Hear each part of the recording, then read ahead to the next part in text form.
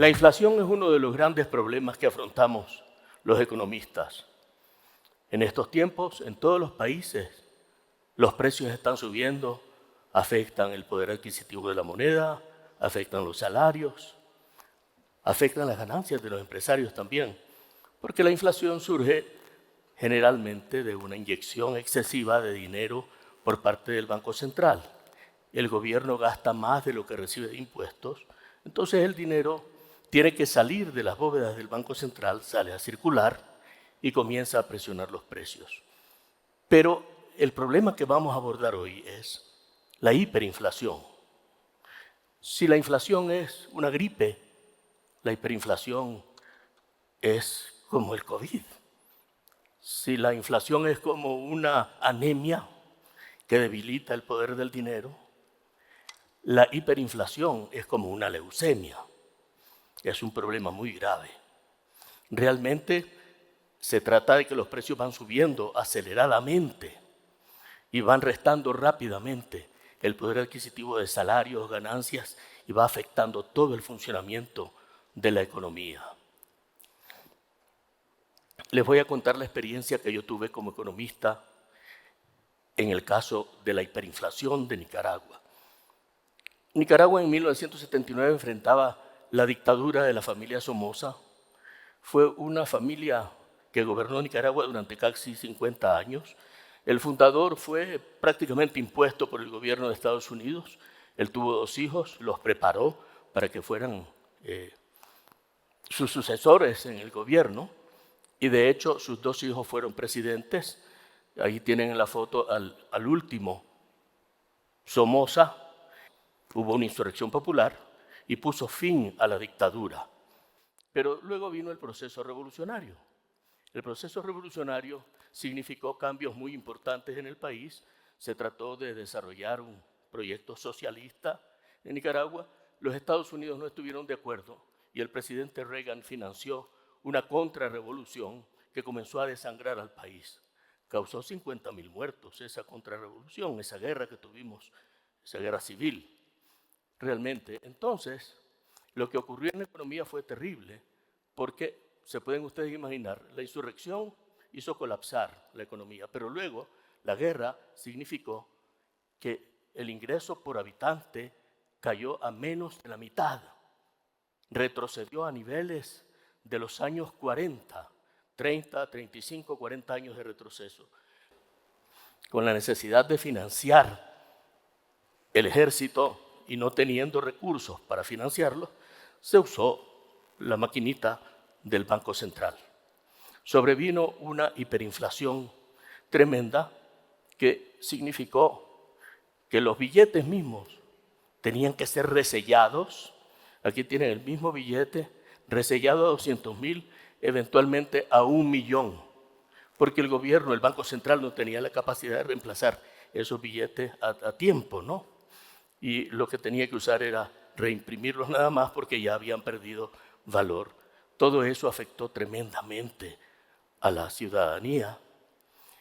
Y el gobierno entonces, el gobierno sandinista, pensó que había que hacer un esfuerzo por parar la inflación. Había un problema adicional. El Banco Central había decidido poner distintos precios al dólar, distintos tipos de cambio para importaciones, para exportaciones, para distintas exportaciones, distintos tipos de cambio, tratando de incentivar para importaciones, distintos tipos de cambio, tratando de frenar las importaciones, ¿no? Entonces, ante esta situación, se pensó en aquel momento que había que unificar el tipo de cambio, que el dólar debería tener el mismo precio para todos los productos, y se tomó la decisión de devaluar de diferente manera, ¿no? El tipo de cambio para las exportaciones se devaluó a un 42%, pero el tipo de cambio de las importaciones en promedio pues se devaluó alrededor de 2.000%. El gobierno, consciente de esa situación, hizo también subir los salarios, pero imagínense ustedes un producto que era rentable, que tenía 5.000 córdobas, digamos, 5.000 pesos de utilidades, con este cambio en la constelación de precios y costos, tuvo que enfrentar una pérdida. Y de pronto el gobierno descubre que la medida que se ha tomado significa una pérdida. La medida llevaba un paliativo, borrarle 3 ceros al Córdoba, de manera que lo que era 50.000 se convierte en 50, pero siempre es pérdida. Inmediatamente que eso ocurre, el equipo del gobierno se da cuenta de que la situación que se ha producido como consecuencia de esa medida es insostenible. Entonces tiene que devaluar y tiene que inflar y tiene que devaluar y tiene que inflar y se produce una hiperinflación mayor que la que estaba ocurriendo. Solo en 1988 un estallido inflacionario de 22.000%. Eso fue una cosa tremenda. Pero persistió a pesar de los esfuerzos que hacía el gobierno por contener la inflación, persistió esa inflación durante el siguiente año y el estallido inflacionario en 2 años fue 221.000%. Eso estaba ocurriendo al mismo tiempo que se negociaba la paz y se negoció exitosamente y hubo unos acuerdos políticos para que hubiera elecciones. El acuerdo de paz significó la posibilidad de elecciones democráticas.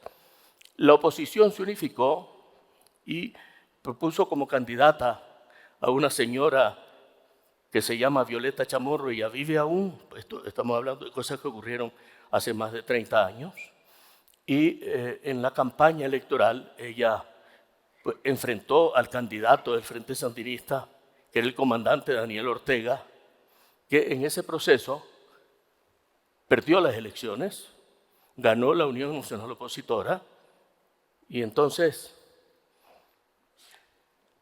a mí me tocó asumir la jefatura del equipo económico de la señora Chamorro, de la Unión Nacional Opositora, y mi propuesta, por supuesto, era que debíamos parar la hiperinflación.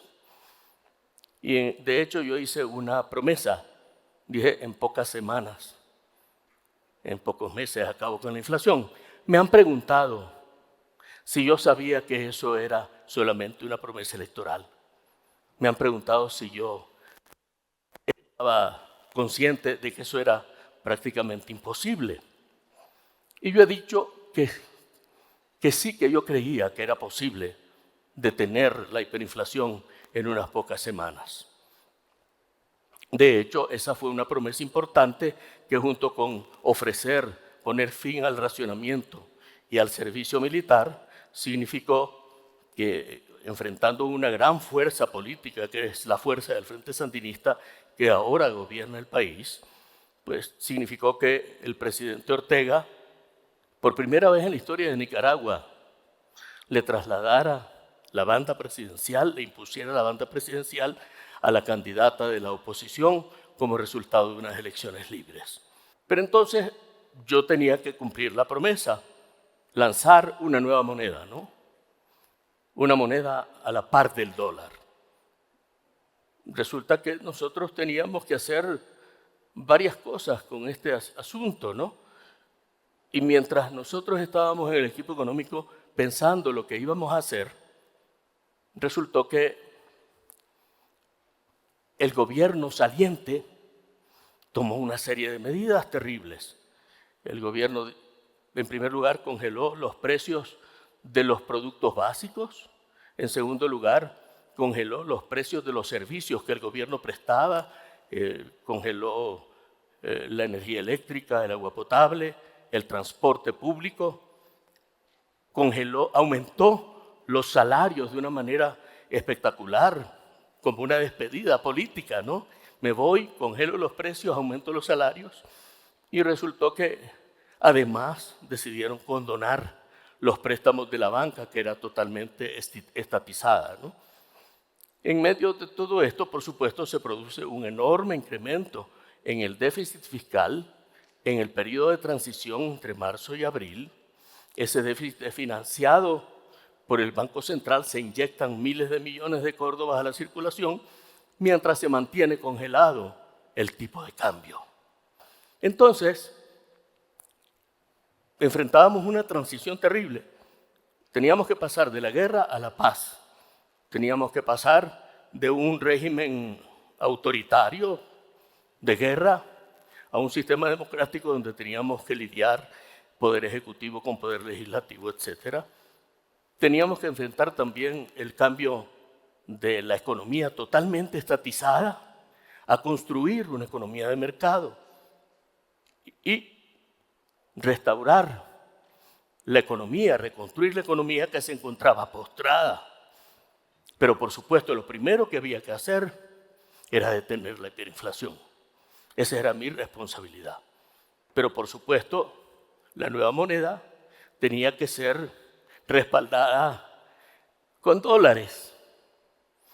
Y el proceso significó que poco a poco teníamos que reducir los déficits del gobierno y para eso se utilizaba la vieja moneda y yo fui poniendo en marcha las dos monedas simultáneamente.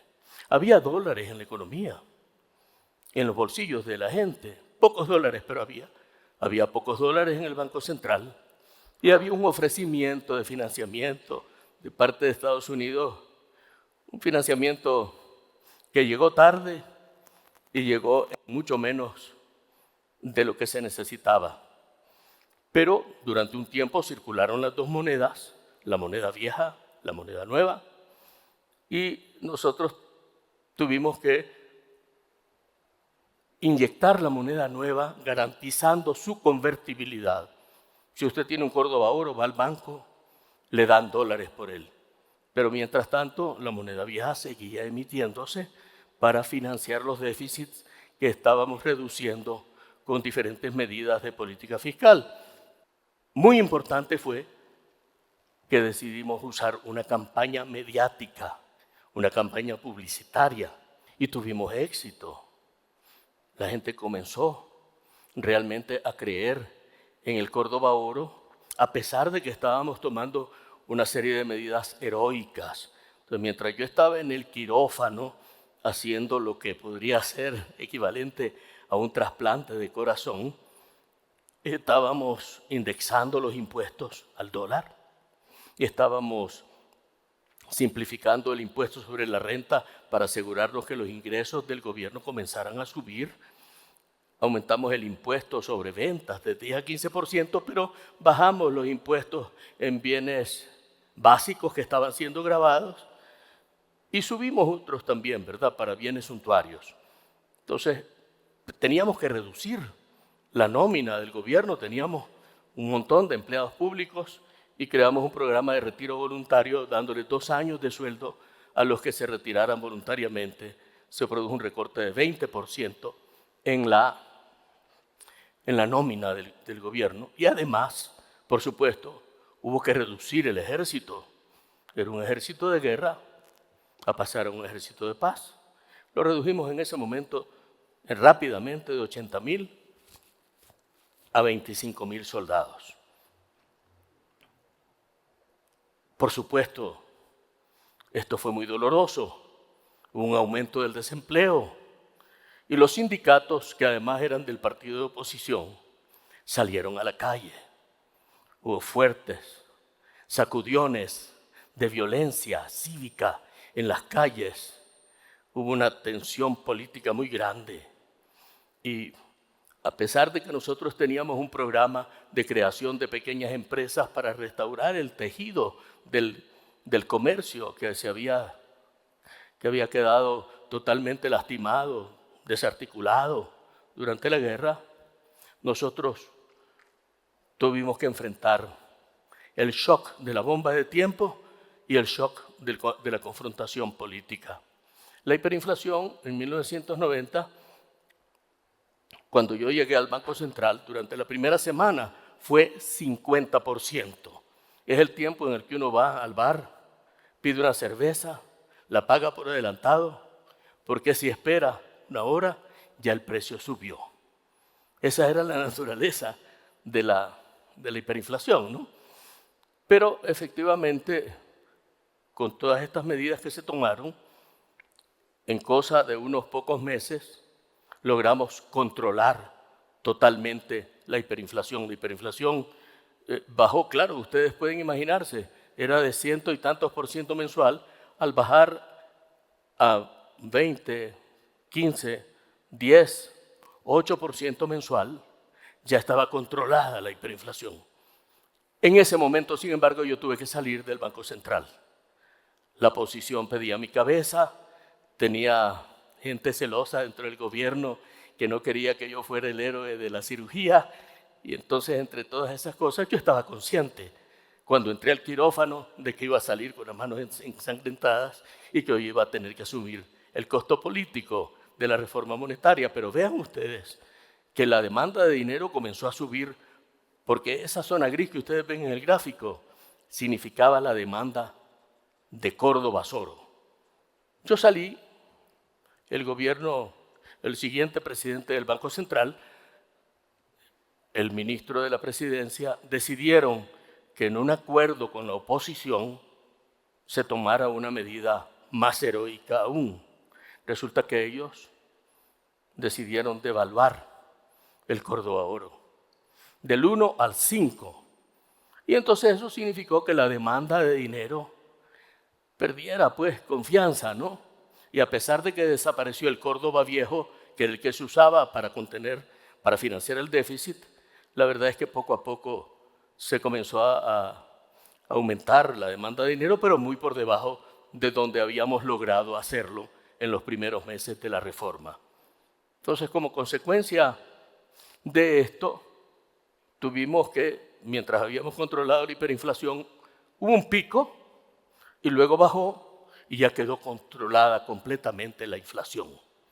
La hiperinflación desapareció, quedaron, digamos, rezagos de hiperinflación, de inflación nada más, pero esto se logró. Afortunadamente, yo les quiero decir lo siguiente, mis lecciones aprendidas sobre este tema son las siguientes. Para que haya una reforma monetaria exitosa en unas condiciones como esta, tiene que haber suficiente apoyo financiero externo, tiene que haber dólares para respaldar la nueva moneda. En segundo lugar, hay que corregir las distorsiones de precios y costos antes de hacer la cirugía. Después de eso hay que tener un plan de reducción del tamaño del Estado y controlar los subsidios también. Eso es muy doloroso socialmente. Tiene que haber unos déficits del sector público que se acomoden a la disponibilidad de dólares. Hay que hacer un programa de conversión ocupacional para darle oportunidad de empleo a los que salen de la nómina del Estado.